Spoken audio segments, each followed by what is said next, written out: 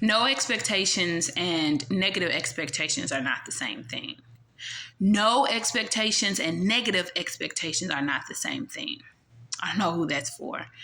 No expectations and negative expectations are not the same, right?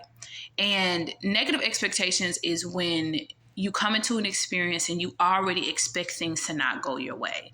You come into a relationship already assuming that that person is going to leave you, already assuming that that person is going to break your heart, already assuming that that person is going to fail you in some capacity. It's when you come into a job and you think that this job is not going to be fulfilling. This job is not going to have your best interest. This job, you're not going to love this job, right? You're not going to fall in love with this person, right? You're already coming into a situation or an experience, a relationship, whatever it is, and you're already assuming the worst. That is negative expectations versus having no expectations.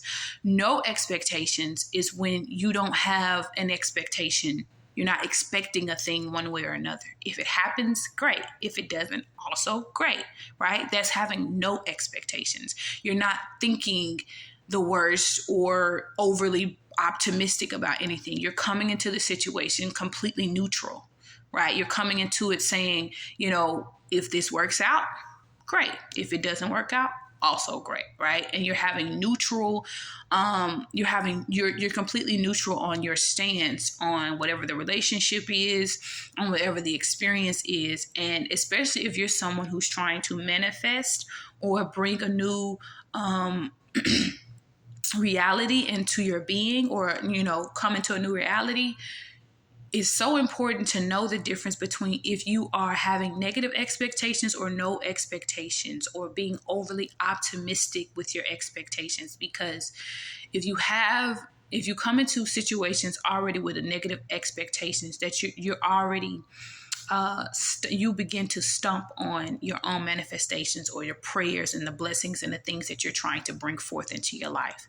So the next time you pray or ask or manifest something into your life, pay attention to your expectations around that thing. For instance, if you are trying to manifest $1 million into your life, right?